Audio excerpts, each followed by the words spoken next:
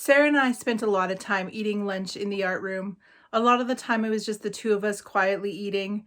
She could be so reserved and protective of her identity. It was really something magical and special to watch her become animated and energetic when talking about something she was passionate about or listening to her joke with her friends. Art room lunches, listening to Sarah laugh and joke, talk about their problems, figure out solutions, very rarely take advice, will always hold a special spot in my memories.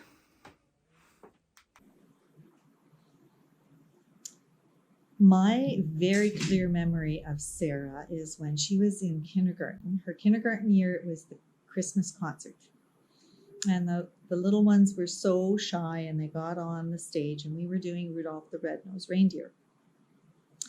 And as they sang, the audience started giggling and reacting, and the kids became a little bit more bold and confident. They realized that people were listening to them, and you could see Sarah's eyes darting around because there was a microphone, and she could tell that there was a microphone picking up what they were saying, and she was just looking to see where that was. And I wasn't sure that she was going to leave the stage because she was really having quite a time. That was kind of the beginning of her theatrical experience. And then she went on and did lots more with theater and the arts.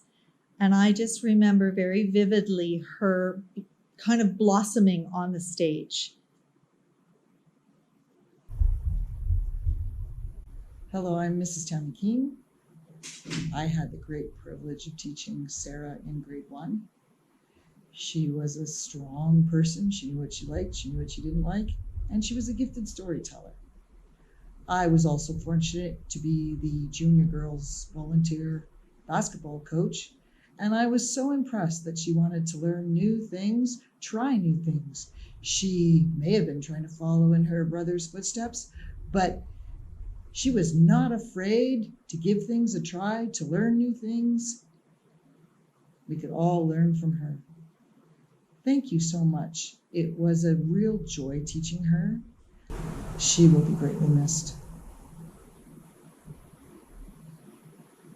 When I think about Sarah, I often come back to the gym and all the fun we had doing grade 5 phys ed together. She really liked some activities, but not so much other ones. And I would have to get her attention by saying, Sarah! And then she would hear her name and tilt her head to the side. And I'd say, we gotta get going, or I need you to participate, or I need you to join in. And every once in a while, she'd do this little awkward off to the side run with her head still tilted, and it looked a little bit like this.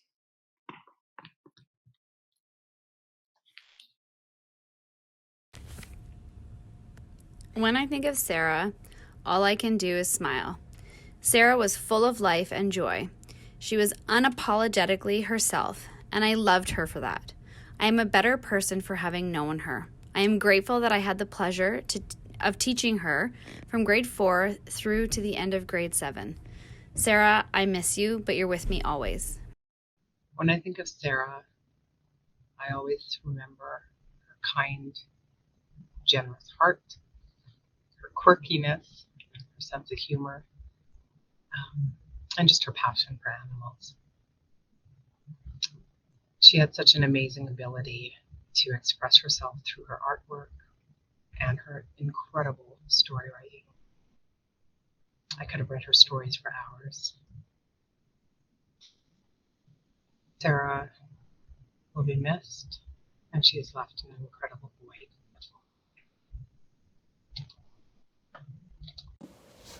Hi, I'd like to share a little bit about Sarah from grade 6. She always had a way of holding her head up really high in her own unique way. I remember once it was lunchtime and I had come back to the classroom early and she was laying on the floor in the corner, and I looked at her and I said, "Are you okay? Are you sick?" And she said, "No, I'm tired today." And I said, "Well, when in elementary have you ever been allowed to come inside unsupervised?" And she just looked at me with her head eye and blinking, and as if I obviously was not able to understand the logic of what she just told me. "But I'm tired today."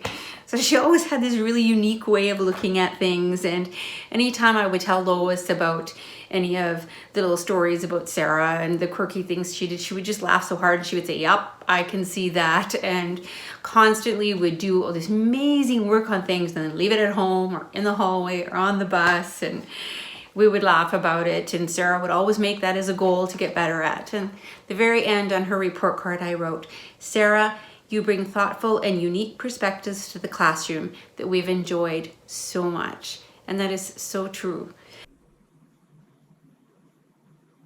I came to Fultonvale 1 year ago. This is my second year here. I was very, very lucky to have Sarah in my class for the first semester in shop. She's very quiet, smiled a lot. The more I got to know her, the more she talked with her hands, which was great. She made her first project in shop, because I made the grade 8s choose whatever projects they want last year. She didn't ask a lot of questions. She knew what she wanted to do. And I bet you can guess what she did. She made a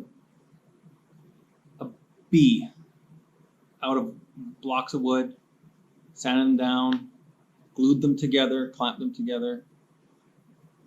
And I'm like, okay, sure, if you want to do that, let's go for it. That's great. Then she started painting.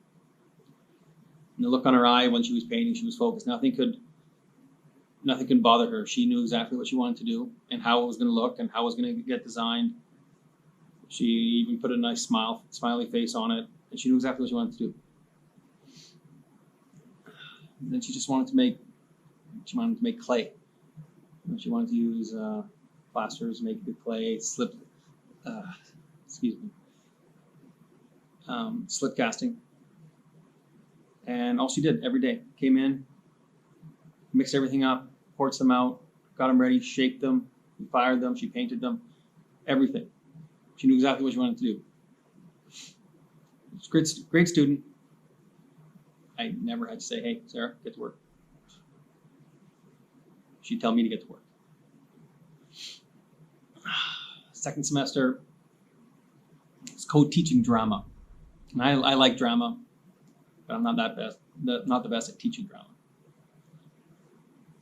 And from February 1st, whenever it started, I saw a completely new side of Sarah that I didn't know.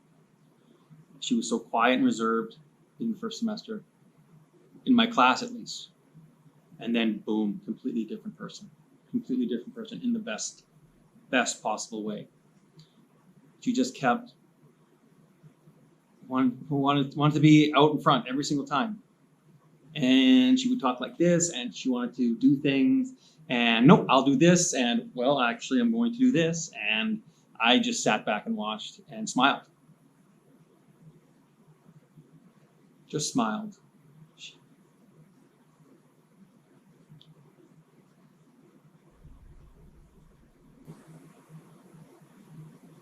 Everyone loved her. When things like this happen, you reflect on the times you got to know the person and spend with that person. I'm very happy for the time I got to spend with her. More and more, what I learn about her now is her love of bees, her tremendous artwork, quotes from Hamilton. She made everyone around her better. Not many people can say that. Not many people can do that, even when they try. It was effortless for her.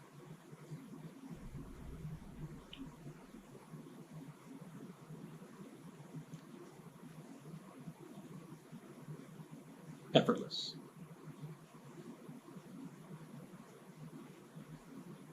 We'll miss her.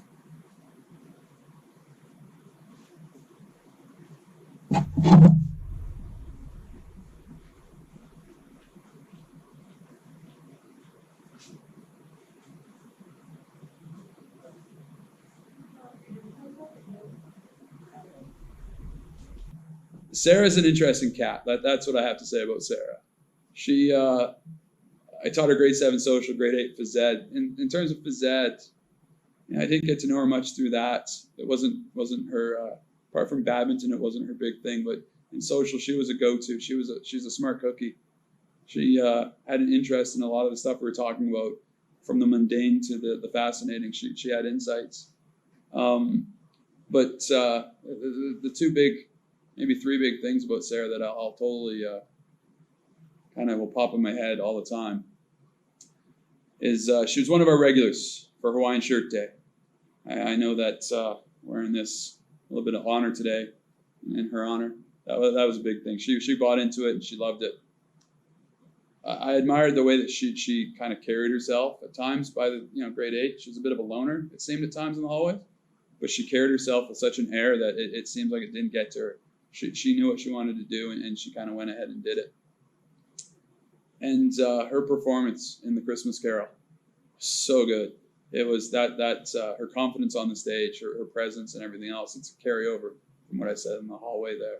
Is that she carried herself with that dignity, that air of confidence that was quite remarkable for a grade 7 and 8 student. And that's one of the big things. Well, one of the other things that I know is her love of nature. And shortly after, in the spring of last year, I made a pretty strong connection between that love of nature and Sarah, and kind of made a commitment that it's kind of an odd thing, but anytime I see, a bumblebee or to think of bumblebees or whatever, I have this connection to Sarah, and I've actually heard myself saying hi to the bumblebees in her honor. An odd thing for a 49-year-old to do, but that's what I do. So that's one of the things. Is as long as we have bees, I'll remember Sarah, and she'll be missed. So I'm going to wear my hat because it's difficult. Most people know me. I'm a little emotional sometimes, but I don't really know what to say. But you try to say some things maybe you've learned or things you taught. You see Sarah in the hallway, and sometimes it looked like a stiff breeze of air would blow her over sometimes, but she just carried herself. She always had that. She always had great hair. And coming from a guy like me, I noticed that stuff, right? She always had that awesome side part, and she just carefree, just walked through the hallway, and just, even if she was on her own or with someone else, she just moved. I see purple when I think of Sarah, but that girl didn't know the impact that she had on people, and I think that's the lesson you want to take, right? Sarah didn't play on any of my teams, and I wish I would have had a better relationship with her. And I guess that's the lesson as a teacher you're going to learn, is that you can always take a lesson from something, and it's unfortunate what happened, and that had to be the lesson that comes out of it. But she's changed my life. She's changed my life, and she's probably changed a bunch of other people's lives, because you could take a lesson from that. You should be kind to people. You never know. You never know what's happening, what's going on in people's lives. And I think the big lesson to learn here is that, we should all remember each other, and we should all take the time out of our day to tell someone they're doing a good job, to tell someone that they've impacted you, or they, just tell them something that's going to brighten their day. Because I think that as teachers, Sarah, I never would have thought that Sarah Gardner would have impacted me the way that it has. But it's made a real difference, and I'll never forget it for my entire life.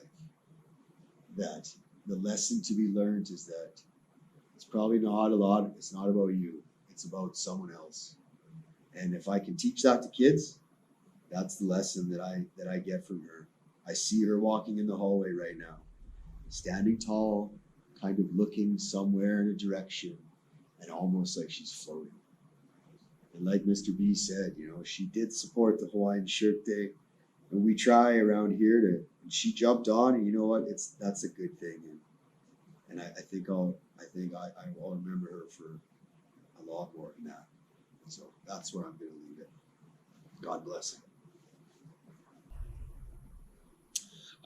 Yeah, so I guess talking about my favorite Sarah moment or moments,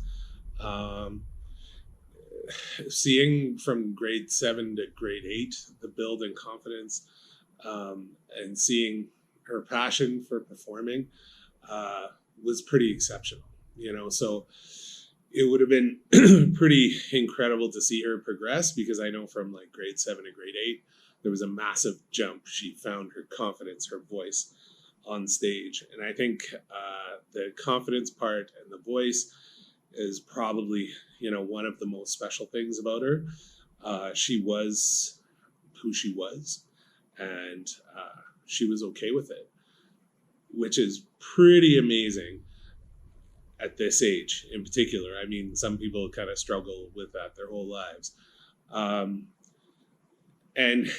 just seeing her passion for musical theater, and her desire to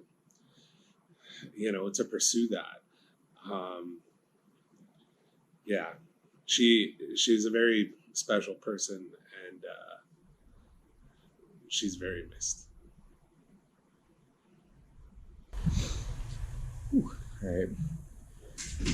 Oh, Sarah, it was a pleasure to have had the opportunity to teach you all those years ago. I always loved how you had such a good sense of humor, and you were always witty. You were always sharp on it to give you back that one-liner. You knew who you were, and you didn't care what other people thought. And I think that if more people would be like that, then the world would be a better place. You're going to be missed, Sarah.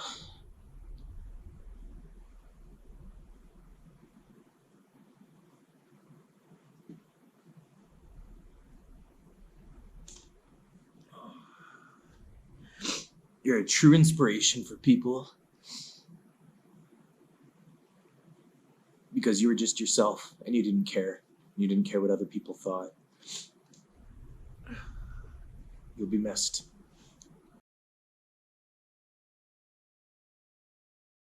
I wanted to read something that Sarah wrote. We had finished a novel where a girl had to quickly pack and leave her home to never return. So we all wrote what we would pack, and this is what Sarah said. If I had to be sent away from my family, most likely never seeing them again, these are the 6 things I would bring. 1, a photo album of all my pets, from the ones gone to the ones still alive, so it would be like they were here with me all along. 2, my mom's green and gold heart-shaped necklace, also the colors of the Edmonton Eskimos, so it would remind me of my mom's commitment to the team. 3, my Strathcona Stars jacket, so I could remember the times when I played hockey with Amy and Kristen.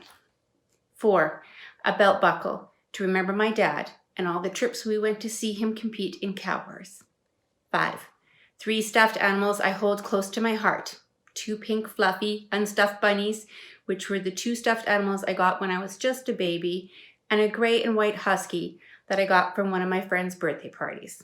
And 6, a small WWE belt to remind me of my brother, and when he took his brown bear stuffed animal and went to the trampoline only to pummel it. I know it's not that many things, but it's all the things I need. If it was just 1 to 2 things to remember them, then I'd be completely content. Besides, if it was 10 things, I'd most likely lose some of them.